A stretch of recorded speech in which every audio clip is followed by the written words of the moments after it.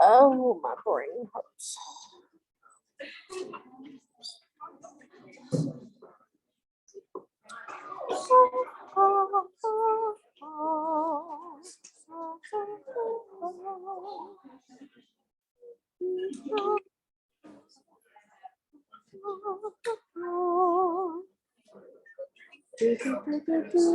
Whoopsies. I don't know what brain function. Please. I don't want that. Too spiky. Okay, if you are online, can you hear me?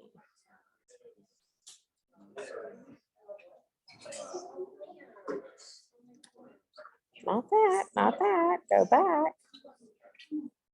Come in.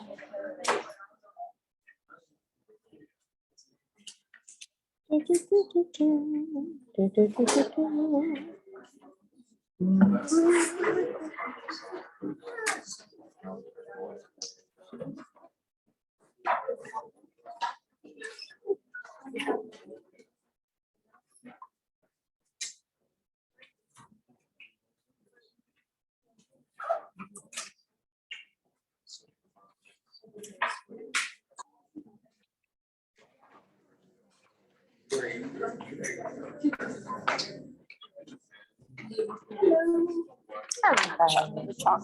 Okay, just set it there. Thank you. If you're online, can you hear me?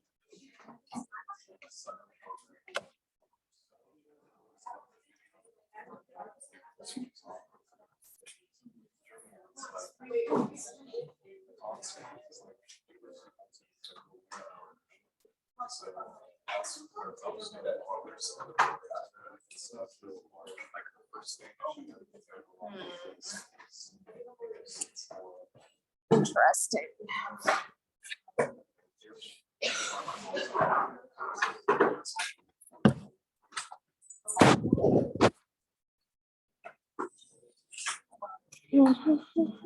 Hello, love. Hello, love. What you doing, Miss Luna Bear?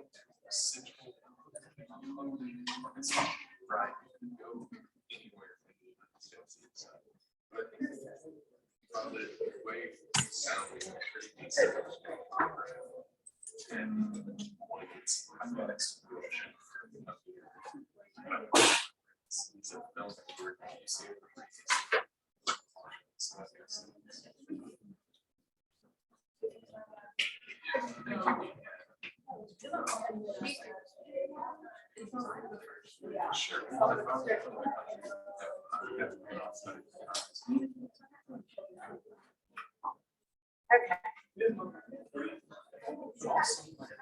Weird things are happening.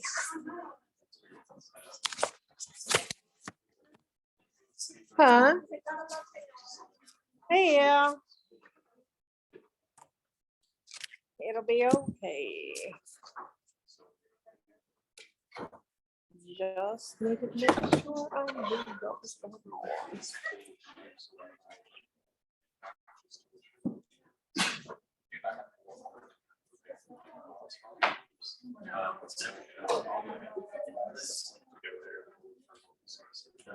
on.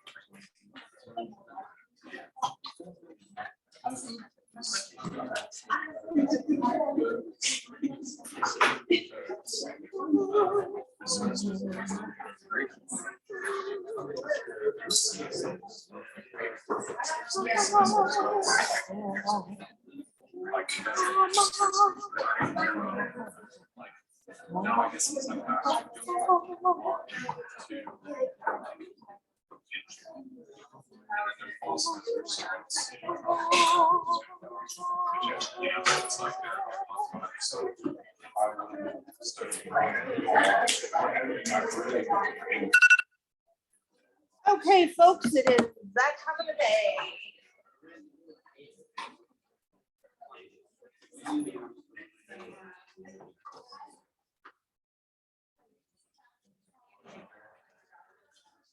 Okay, Miss Luna. Okay. So just some announcements. Number one, quiz 8. Since I wasn't here last week to hear exactly what Dr. DeRocher went over on Monday, I decided to 310 for today's quiz.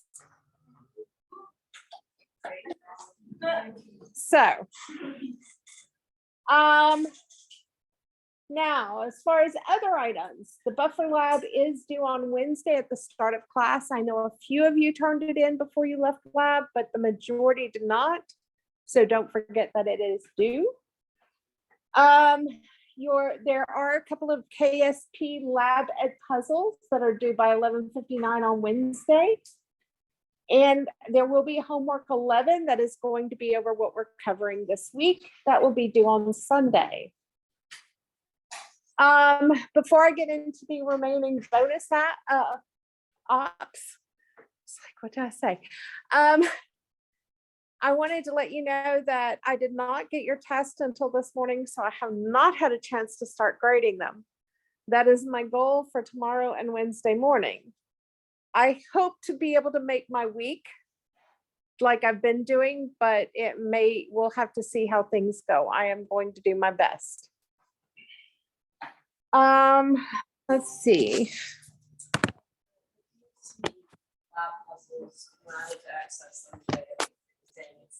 Oh, thank you for letting me know. I know exactly what's wrong, and I will correct it as soon as I get out of class. It won't take but about 2 minutes. I just forgot to do something. So if you looked at the first folder in the course materials, you would see that you have the opportunity to earn a maximum of 30 bonus points. That is the reason I do not round grades at the end of the semester typically, is because think about it, 30 points and 10 points, that's 40 points. That's a 4-point curve already that is available. So thinking of what's remaining, one of the bonus point opportunities was to donate the Bear Food Pantry. Basically, the way I normally go is if you like to eat it, students like to eat it, and they're the major people that get the food from the Bear Food Pantry.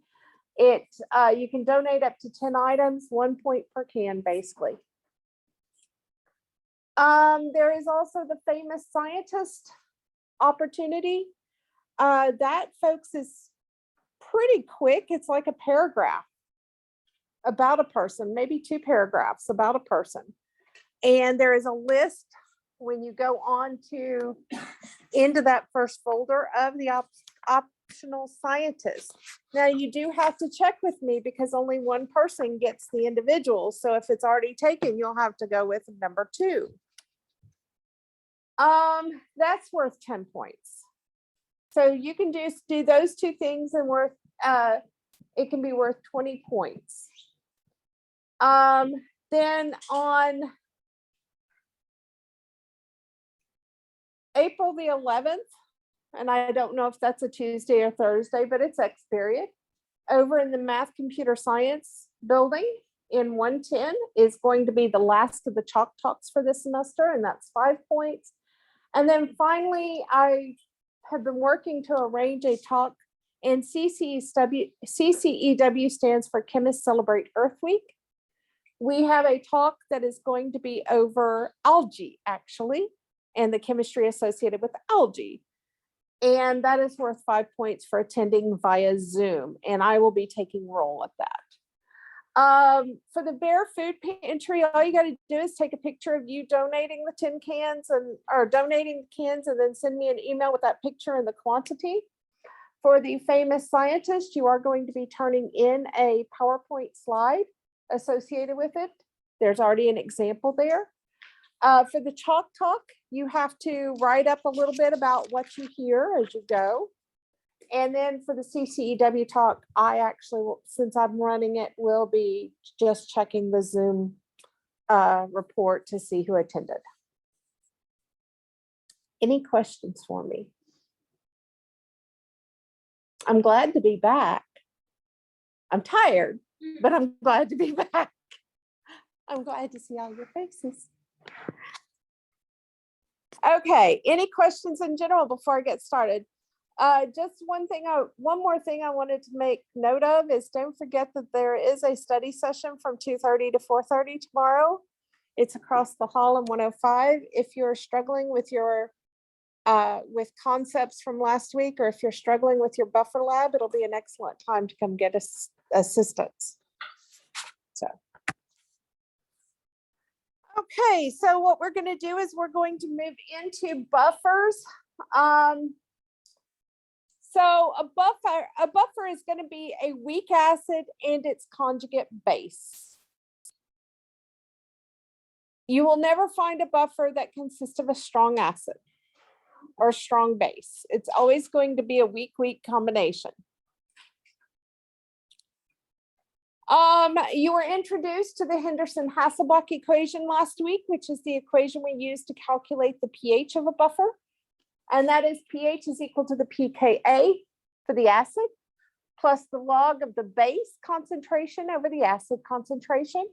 The big thing here, folks, is when you're talking about the concentrations of the acids and the bases, you do have to take into account dilution. So that's going to be a key thing that we will get to probably more of. We'll do a little today, but we'll do more of it on Wednesday.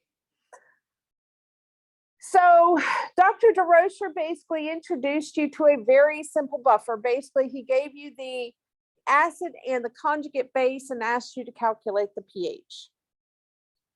What we're going to do today is we're going to start with disturbing that buffer. And we're going to do some calculations when we disturb the buffer by adding either a strong acid to the buffer system or a strong base to the buffer system. And we're going to determine exactly what happens to the pH. Now, before I begin, when we start talking about adding a third material to a reaction, especially when we're dealing with this type of thing, one of the things you need to keep in mind is acids react with bases. So why I'm saying that is if I add a strong acid to a buffer system, it's going to be specifically reacting with the base in that buffer system because acids react with bases. If I add a strong base to a system that is a buffer, since I'm adding a base, it's going to react with the acid, causing the concentration of that material to decrease.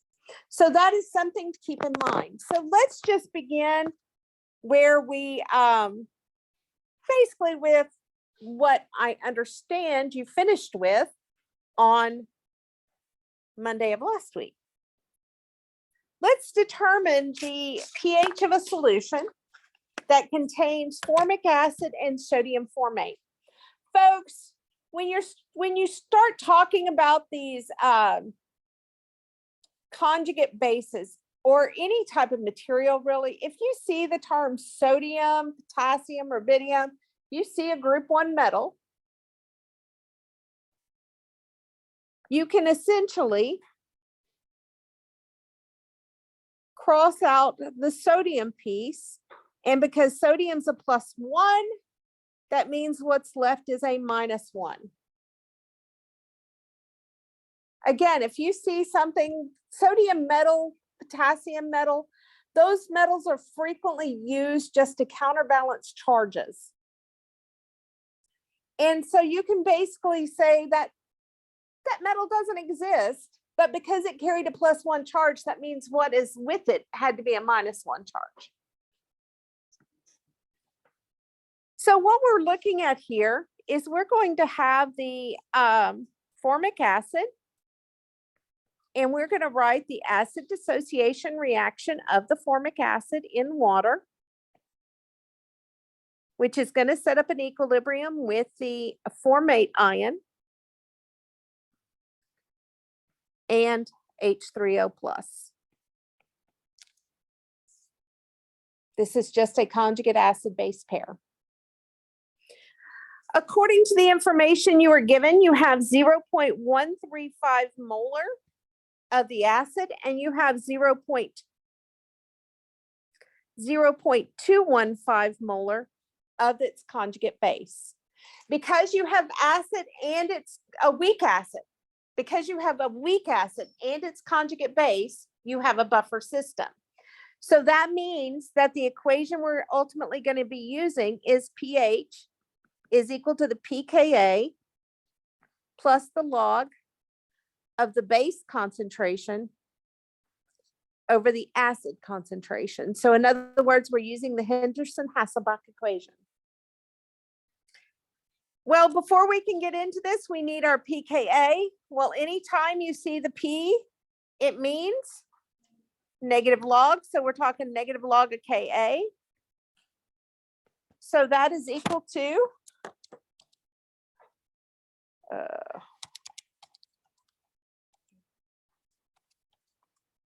3.75.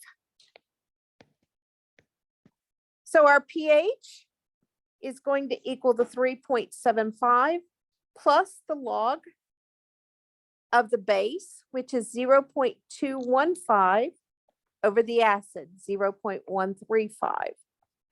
And again, we know which one's the base and which one's the acid because an acid has the extra proton.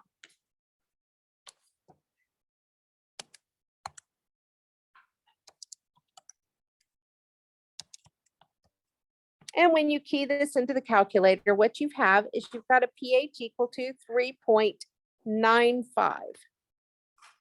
So that is our starting pH.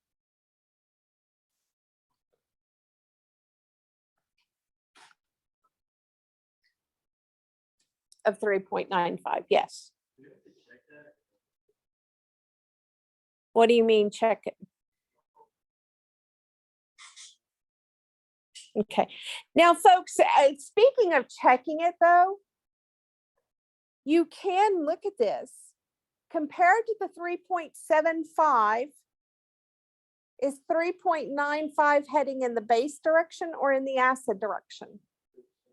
Base. And which one do we have the most of? Base. So you can say, well, it's probably accurate because we know at least it's headed in the right direction. But it's still a buffer, so the pH doesn't change very much. That's the two keys.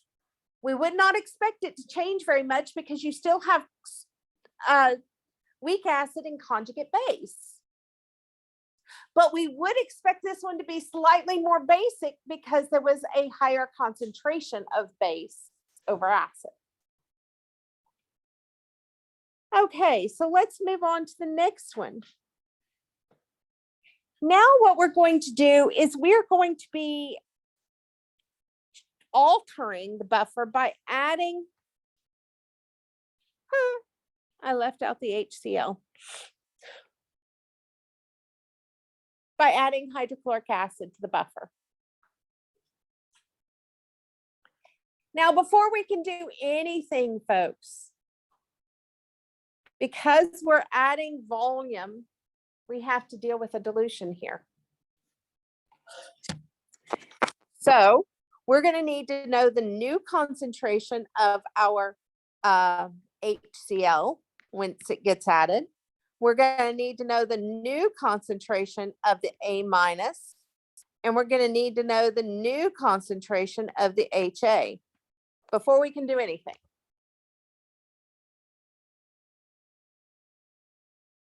This is a dilution.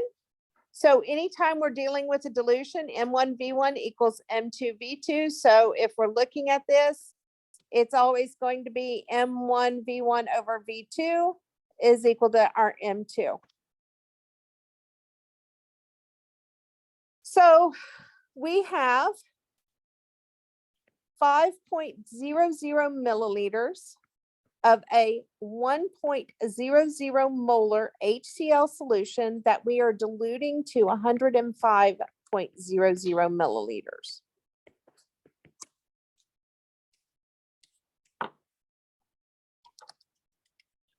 And therefore, the new concentration is 0.0476 for our HCl. We also need to do the A. Now it tells you you had 100 milliliters of solution. So we have 100 milliliters of a solution for our base that was 0.215 molar. That we're diluting to 105 milliliters.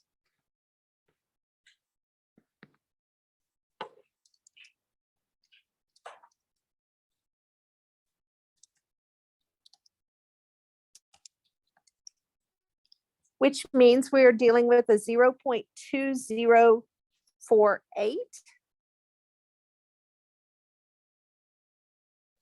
molar A minus solution. And for our acid, we had 100 milliliters of a 0.135 molar solution that we diluted to 105 milliliters. And so it comes out to be a 0.1286 molar in acid.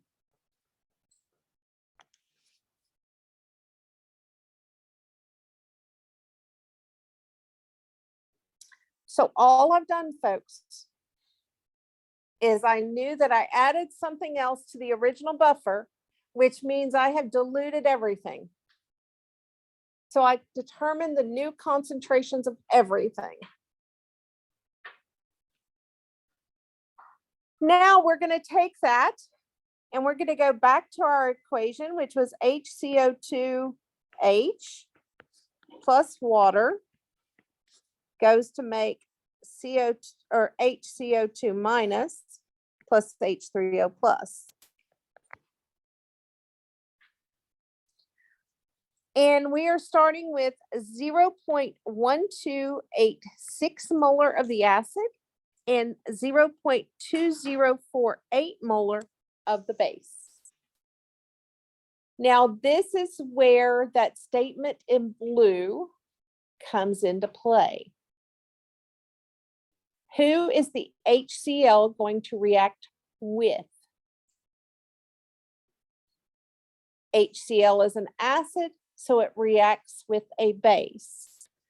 So we will be subtracting out 0.0476 molar from the base.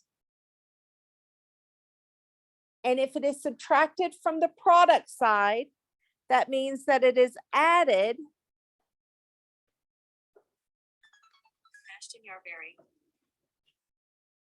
to the reactant side. So what we really have in solution,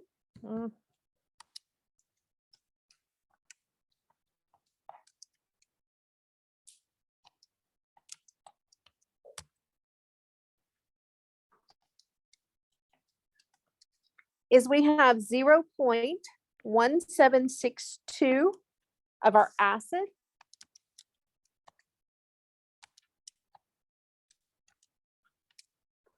And 0.1572 of the base.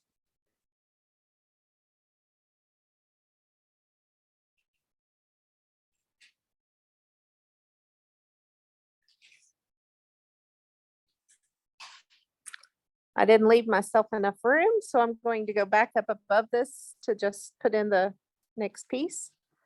So pH is equal to pKa plus the log of the base over the acid.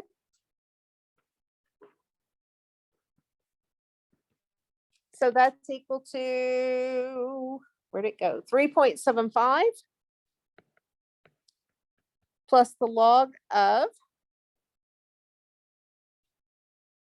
0.1572 over 0.1762.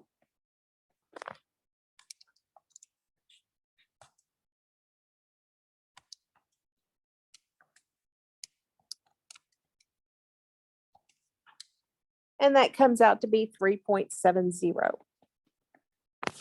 You should ask yourself, does it make sense? What did we add? Acid. So what should it become? More acidic. And that's what happened. Okay, I want you to work the next piece.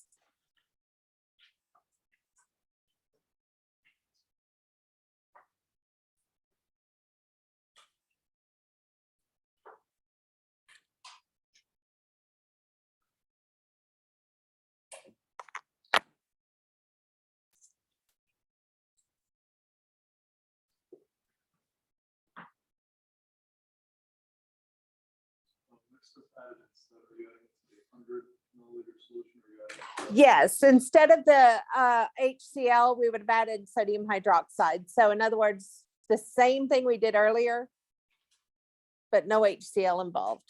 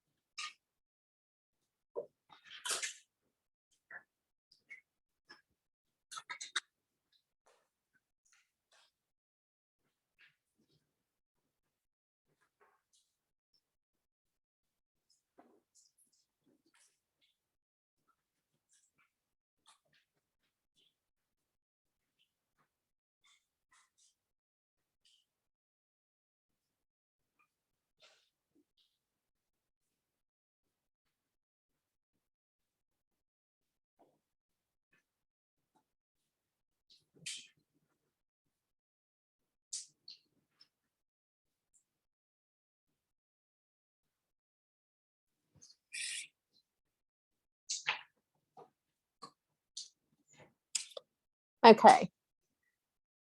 It should have come out to be 4.24.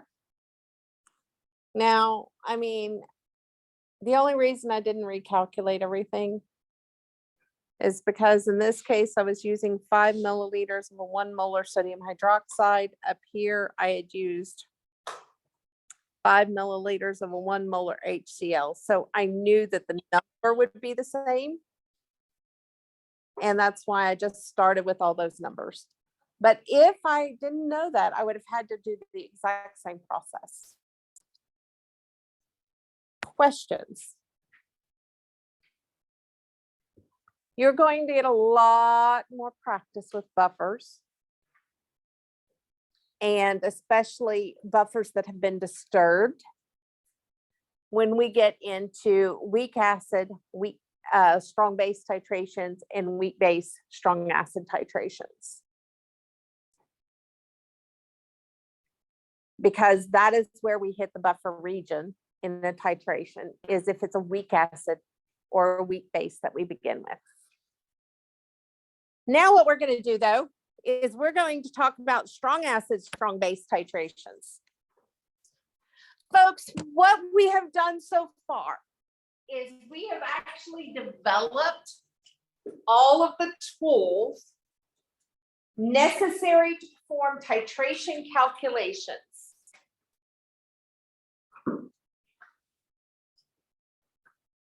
When you're dealing with strong acid, strong base titrations,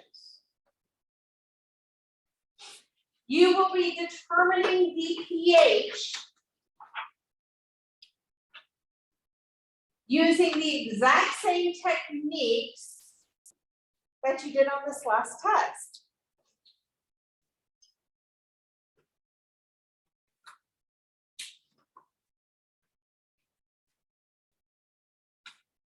When we get into weak acids, strong base titrations, you're going to be using the same technique that you did for a weak acid for this last test.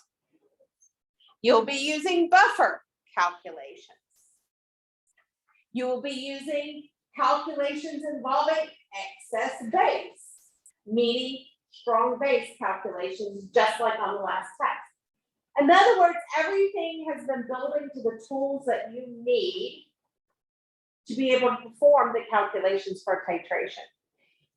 When we get into titration, the main thing is knowing when to use what method.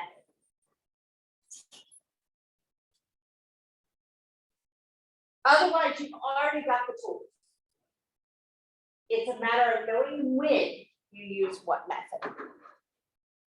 So when I do a strong acid, strong base titration, and when I do a weak acid, strong base titration, or when I do a weak base, strong acid titration, in other words, when I do a titration, the first thing you're going to do is go back to College Chemistry 1 and figure out your stoichiometric amounts to get to the equivalence point. That needs to always be step number 1. Because you need to know where that equivalence point is so you can figure out what calculation do I need to do here. So always, that's step number 1 for every single titration you do. Going back to College Chem 1. Doing some stoichiometric calculations. Now, step number 2, we were doing that with buffers. Anytime you mix two things together, you got to deal with dilutions. So you're going to perform dilution calculations. M1B1 equals M2B2. In other words, we're going back to College Chem 1. We're just now applying it to titration. Now, when every single titration we do, we're going to have to develop an ice table. Now, typically an ice table is meant for weak acids or weak bases. you can't really use the terms that they use for ice, for strong acid, strong bases, but the mental process is the same. So I'm just gonna keep it to, say it's an ice table, though it's slightly different. And when we develop these ice tables, we'll be doing exactly what we just did this past with the buffer. We're gonna be subtracting. Well, in this particular case, we're going to be subtracting out the smallest amount from both reactants. And then whoever's in excess, that's where you use your strong acid calculation or your strong base calculation. Now, an acid-base titration curve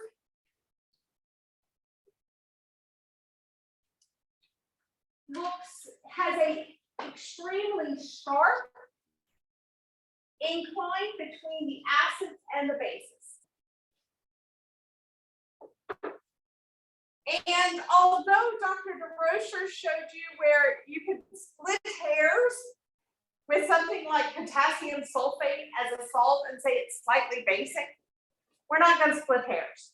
If you got a strong acid and you got a strong base, we're going to call its equivalent point pH 7. We're not going to bother splitting hairs. Got a strong acid and you got a strong base, the equivalence point pH is 7. So in other words, in that step number 1,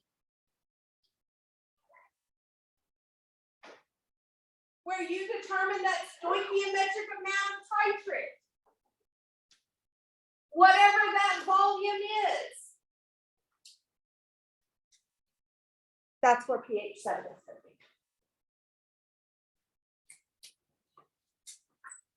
Now, when you're looking at an acid, in this particular case, we're starting with an acid, and we're adding base, titrate. And until you get to that equivalence point, you're going to have acid left over. You're not going to get, you're adding, you've got your acid in your Erlenmeyer, and you're dropping in base. Until you get to this equivalence point, you're not going to have dropped in enough base to completely neutralize the acid. So anything up to that pH of 7 is going to mean you've got excess acid. And so you use your strong acid type calculation method to determine the pH. Anything past that point means that you're going to have excess base, and you would use your strong base calculation method to determine the pH. If you start out with a strong base, it's very similar. Except if you're starting out with a strong base and adding a strong acid titrate, it's just going to be in reverse. If you're starting out with a strong base, you're going to have excess base to begin with. And then you'll move at pH 7 to where you'll have excess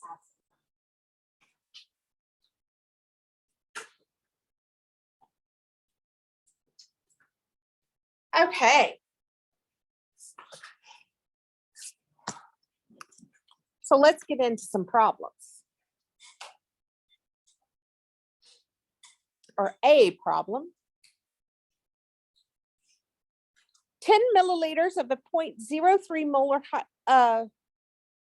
hydrobromic acid solution is titrated with 0.01 molar sodium hydroxide. Calculate the pH if you've added 0 mils of sodium hydroxide, 15 mils of sodium hydroxide, 30 mils of sodium hydroxide, and 45 mils of sodium hydroxide. Step number 1. We are going to do a stoichiometric calculation. The reaction, HBr, reacts with sodium hydroxide to make water and sodium bromide. It's in a 1-to-1 ratio because you're talking about a monoprotic acid and you're talking about a base with a single hydroxide group.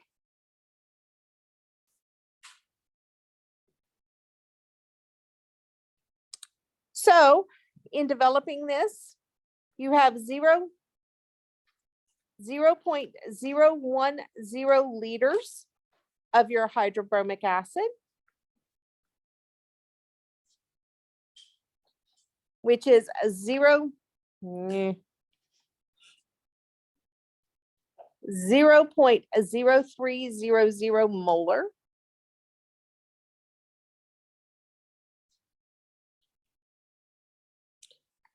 According to our balanced chemical equation, for every 1 mole of HBr, we have 1 mole of sodium hydroxide.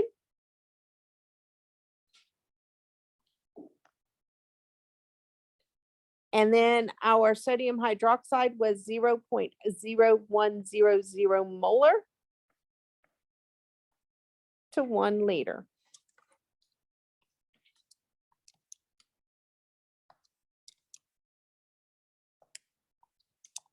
Which when you do this, you get 0.03 liters, or in other words, 30 milliliters. That's our equivalence point.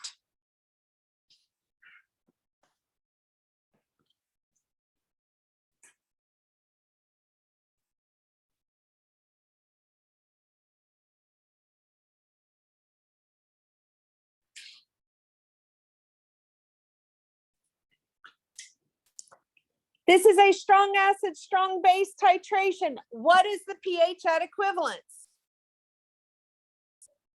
7. So by doing this calculation, I can already answer this one. That's pH equal to 7.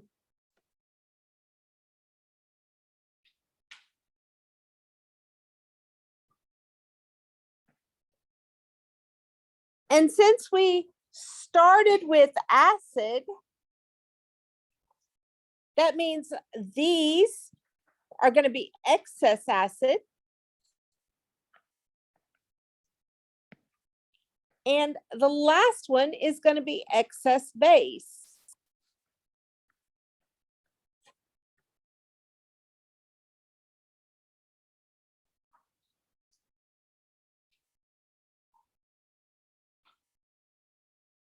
That one calculation makes a huge difference in helping you to figure out where to start.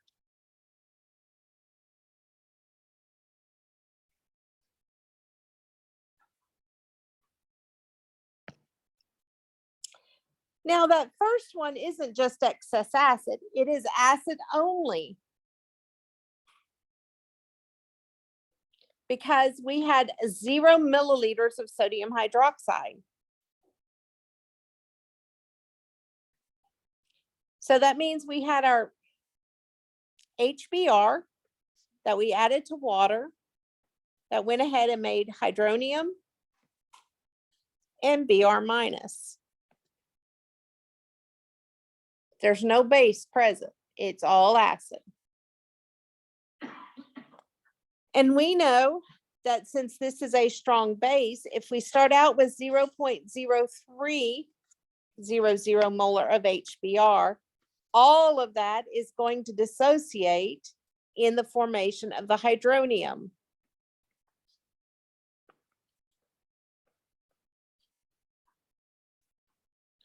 So there isn't any HBr. All that's actually present in solution is 0.0300 of the hydronium and 0.0300 of the bromide.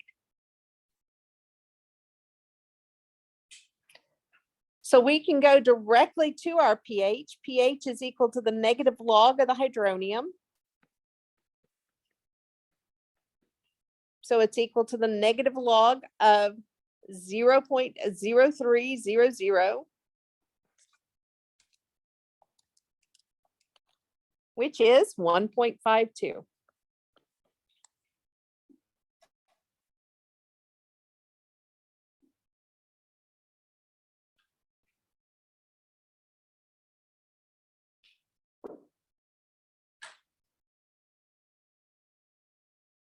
Any questions?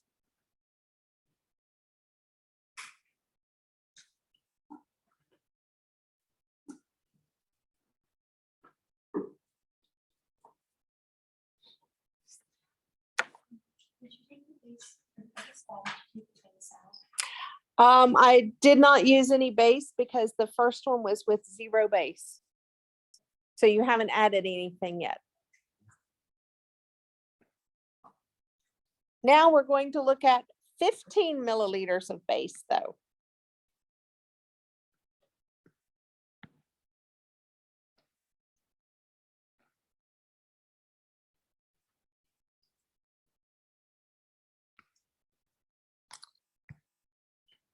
So because I've added base, I have to do a dilution calculation.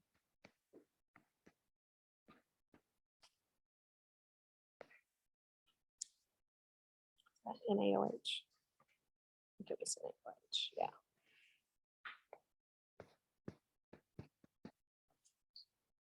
So my hydrobromic acid, I had 10.0 milliliters of a 0.0300 molar hydrobromic acid solution, and that is being diluted to a total of 25 milliliters.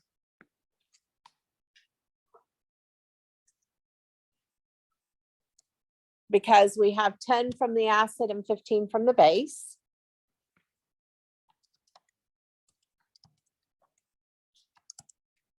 So that's a 0.012 molar concentration.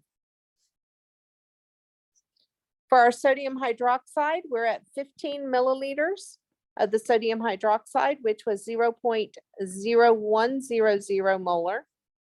And we're diluting it to 25 milliliters, which means it's 0.006 molar.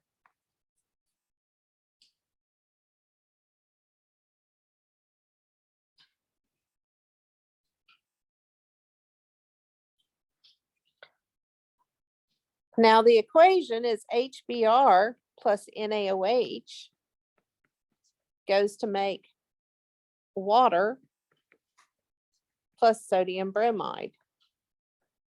You started out with 0.012 molar of your hydrobromic acid, 0.006 molar of your acid, of your base.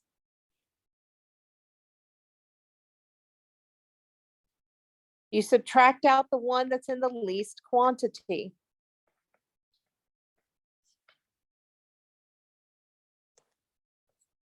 So you'll have 0.006 of the HBr left over and none of the sodium hydroxide left over. Folks, that HBr still is in water. Everything's in water that we do. So it is still going to dissociate to form that H3O plus Br minus. So that 0.006 is going to completely dissociate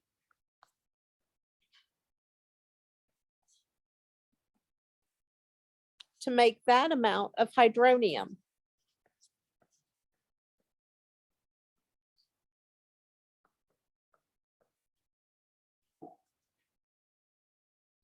So your pH is equal to a negative log of 0.006. And that comes out to be 2.22. Does that make sense from the previous? You started out at a pH of 1.52. You added base. So you would expect it to become more basic, and that's exactly what it did.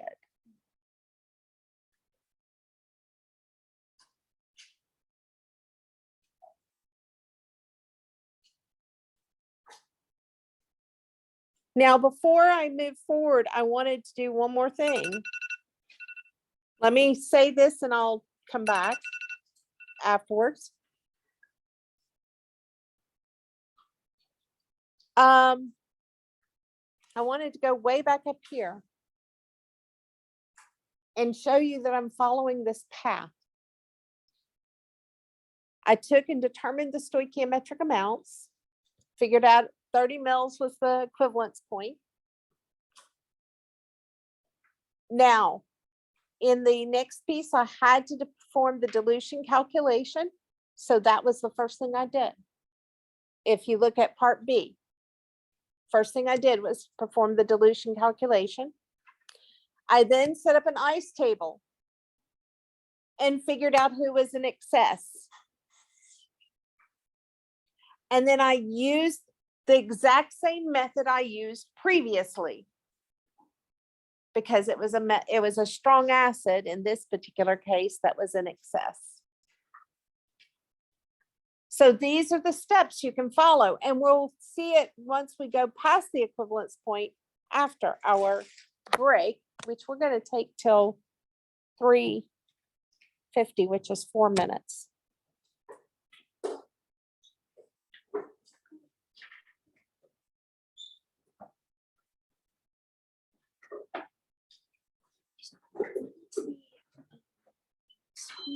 Was on Tuesday before 11, and I have a doctor's appointment on that day. So I'm probably able to make it to it.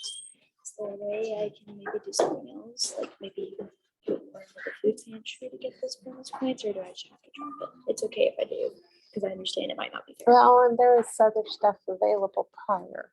I That's just wasn't true. good at announcing it. So No, you're fine. there were 2 other talks people could go to prior. So. Okay, all right, it's okay. I appreciate it. Question about that.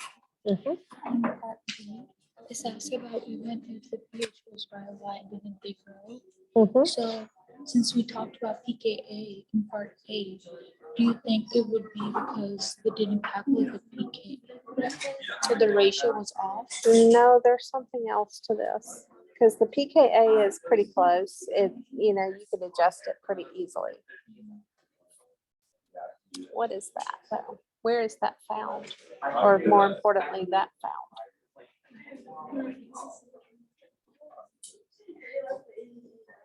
Where is it found? Yeah, it's found in a common household chemical, typically called sodium hypochlorite, which is bleach. What does bleach do to cell growth? What does bleach do to bacteria? Kills it? It would kill cell growth. So there's more to it than just finding the right pH, is what it's trying to get at. You can't, it's not just a matter of finding the right pH. You also have to look at the chemical composition, and this chemical composition just happens to be bleach. So since they use this, they basically killed bacteria. Right, because they were pouring bleach on it. Yes. So over here, part B, it would be, how do we do this? Okay, a buffer used in the experiment was described as a 0.2 molar phosphate buffer with a pH of 7.25. Based on the conjugate acid you identified in A, determine the concentration of conjugate acid in a 0.2 molar phosphate buffer. So what this is saying is when you get into, you take the pH is equal to pKa, and you've got the log of the base of an acid. What it's asking you to do is figure out, okay, if it's a 0.2 molar phosphate, that would be PO4 minus, or 3 minus buffer. Well, let me read. Determine the concentration of conjugate acid in a 0.2 molar phosphate buffer. The buffer is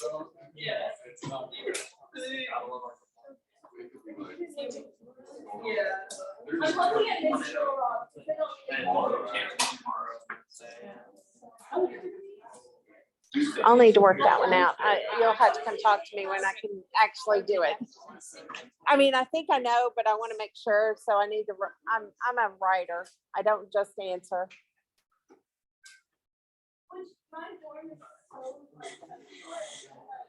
If we have a tornado and I'm in the dorm, everybody has to switch into one stairwell because it's the only stairwell we have.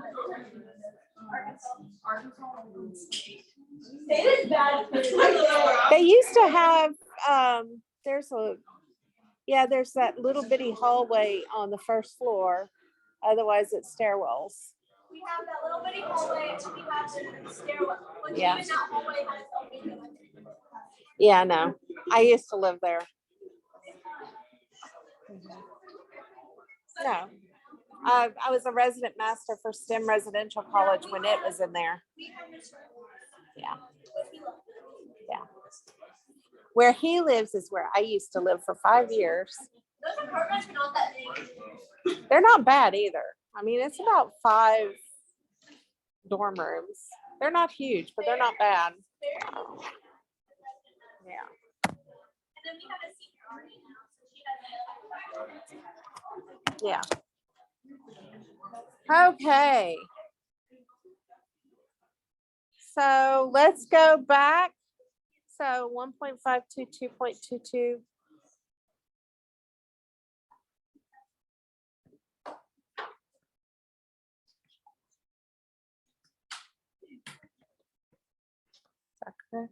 Yeah. Okay, so where we're at on this calculation is we figured it out for 0 milliliters of sodium hydroxide because of the hydrobromic acid dissociating entirely. You have a pH of 1.52.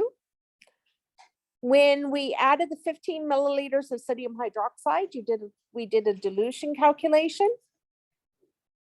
And from that dilution calculation, you determined the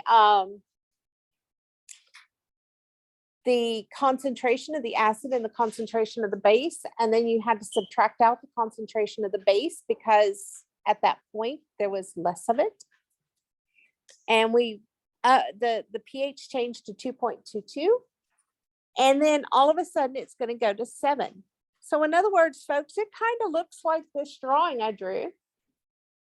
You had at the beginning a very low pH. It didn't go very far, but all of a sudden, well, let me actually put it in the, it didn't go very far, but all of a sudden it climbs. And it climbed to a pH of 7. Now we're going to go past that point with our excess base. Again, though, because we've added two things together, what is step number 1? After stoichiometric calculations, we got to do all of our dilution calculations. So with our HBr and our sodium hydroxide, we got to figure out the new concentrations. You had 10 milliliters of a 0.0300 molar HBr solution, and it is now being diluted to 55 milliliters, 45 from the base that we were adding in part D, and the 10 from the HBr. For our sodium hydroxide, we had 45 milliliters of a 0.0100 molar that is diluted to 55 milliliters. So the new concentration of our hydrobromic acid is 0.00545, and for our sodium hydroxide, it is 0.00818. So our HBr is reacting with our sodium hydroxide in a neutralization reaction to form water and sodium bromide. We started out with 0.00545 of the hydrobromic acid and 0.00818 of the sodium hydroxide. Because the hydrobromic acid is in the smaller quantity, we will be subtracting out that amount from both reactants. So there's actually no hydrobromic acid left, and there is 0.00273 of the sodium hydroxide left. Now, sodium hydroxide being a strong base, it dissociates entirely into sodium ion and hydroxide ion. So if you have 0.00273 of the sodium hydroxide, it is going to dissociate entirely to form 0.00273 of the sodium ion and 0.00273 of the hydroxide ion. So you don't actually have any sodium hydroxide present. You have sodium ion and you have hydroxide ion. So using the knowledge for a strong base, we can calculate the POH which is equal to the negative log of the hydroxide, or negative log of 0.00273.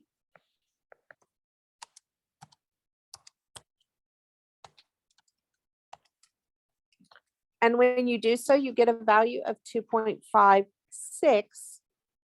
And then we can get to our pH because we know 14 is equal to the pH plus the pOH. So our pH is equal to 11.44.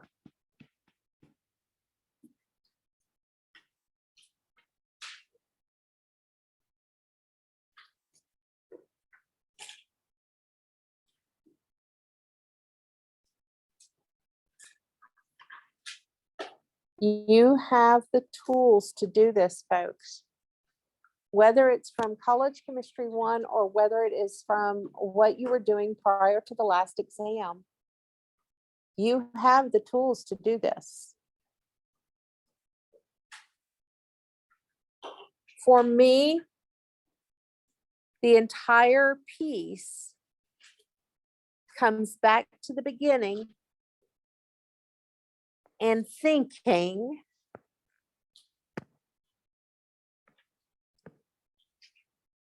about what's going on at every step of the way.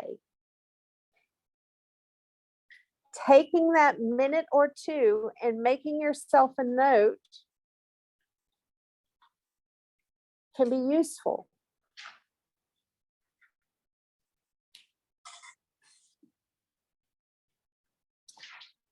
Things I thought about are strong acid, strong base.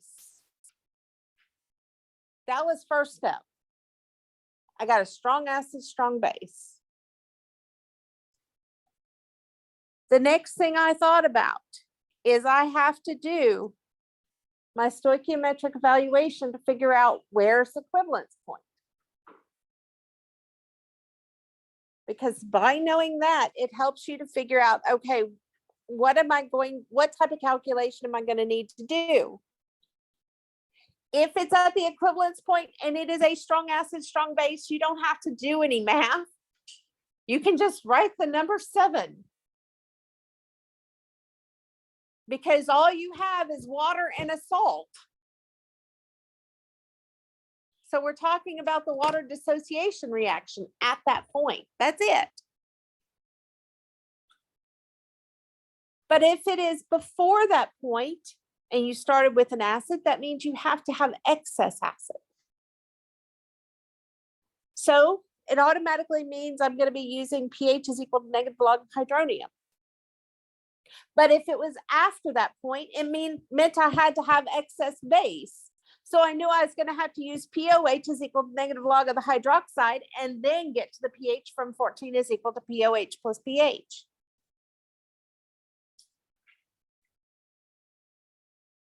Think through what you're doing and it'll help. Otherwise, folks, these problems are easy to get lost within the numbers. I imagine, though I can't guarantee, that for most people it took a full page, maybe a page and a half to 2 pages to do this one problem. It's easy to get lost in the numbers. But if you think and make your plan in advance, it will help. It'll help you to keep from getting lost in the minutia. If you think about what a titration curve looks like for that substance, it will help to keep you from getting lost in the minutia of all the numbers. Because what you're really doing, folks, is you're not doing math, you are doing chemistry, but you're finding out these little spots along the way. The pH is there. That's what you're doing.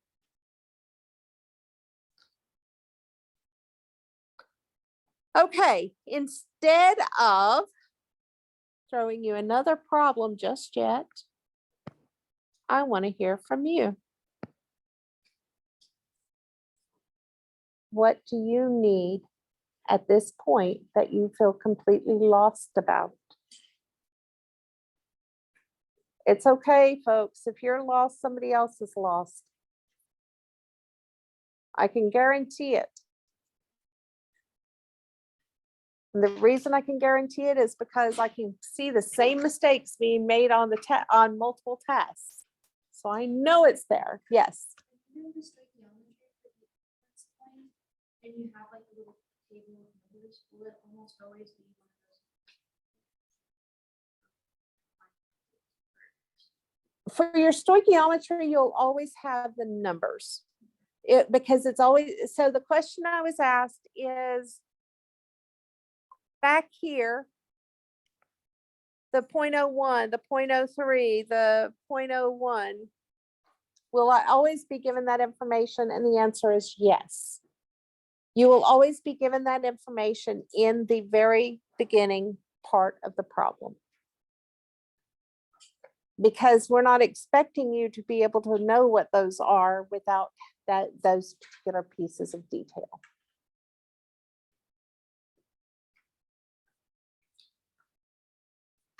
Other questions? Because what we're going to do is on Wednesday, I have dedicated it to weak acid strong base titrations. And I don't plan, and I'm not planning unless you tell me to do a strong base, to start out with the strong base and add acid. It's the same process, folks.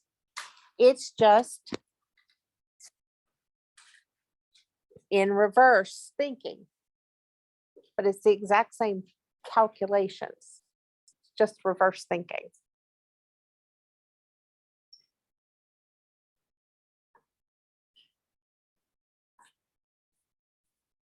Any questions about buffers or salts?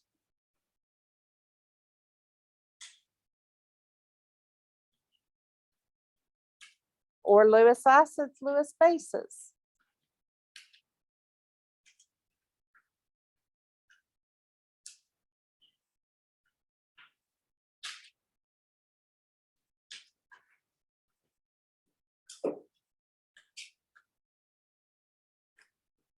Well, I'm not gonna drown you today. If you don't have questions, you get to get out a few minutes early. But I want to answer those questions if I can. Oh, you see them getting up, so you think it's time for you. You're such a smart girl. You want to say hi to anybody? Well, go down and say hi. Come say hello. We didn't go down. We didn't have time. You want to come say hi?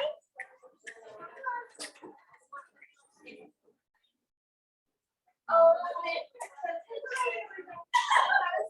know. I was so confused. Yeah. Like, I was like, oh my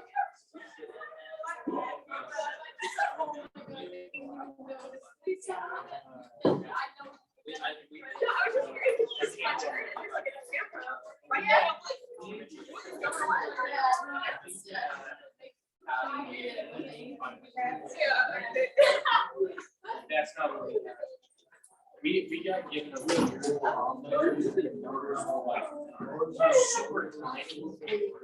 And so we can't remember more. Not yeah. She just ended up giving us, she did. She just ended up giving us. And we gave it. I'm not sure if it was broke down. She just gave us the real number. She's been sitting there for an hour. And so she gave us answers. Actually, I think she really did write it down. I'll check with her, but I was just gonna say, in case we don't have it, I'll put it on there that she gave us. I don't know, like. Tell me about your bird garden. Okay. All right. The one I like. maybe I'll start that. I haven't done it yet, so. Where are you going? Where are you going? Let me get myself. I need to. I send you this actual after. Okay, I just need to. Sorry. Thank you. For the head scientist, I know your copy. of the Yes, I slides. have it. Yeah, is that final one? Yeah, I have to look at it, because I really want it just one slide. So I'm gonna have to cut it down, but it's fine. Okay, so do you want me to redo it? No, it's fine. Okay, so thank you. Just one slide though. All right, thank Okay, more. I Oh, want you're more. frustrated. So yeah, I am just mom on the streets and calling. I didn't do any wrong, none. We'll see you Wednesday. I will be there. Okay, let's see our stuff. Ready? Let's walk and lock the doors. Walk and lock the doors.